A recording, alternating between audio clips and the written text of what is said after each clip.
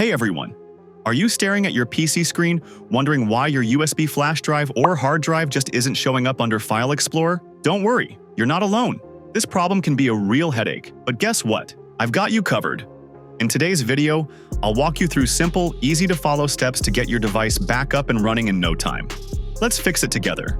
Insert your flash or USB drive. After that, click the up arrow icon over here. You can see the USB icon. That means you have inserted the USB drive, but it is still not displayed in the device and drive list over here. Right-click over the USB icon. If you see only dots and no names over here, then following this video will 100% fix your issue. Right-click on the This PC icon over here. Select the Manage option.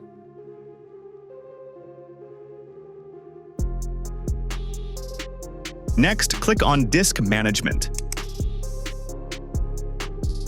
In Disk Management, you should see your USB flash drive or your hard drive.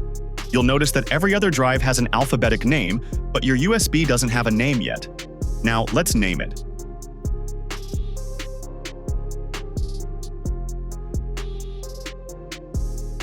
Right-click on your USB flash drive or hard drive that you've inserted. Click on Change Drive Letter and Paths. Next, click the Add button. Here, select any drive letter you prefer. Then, click OK.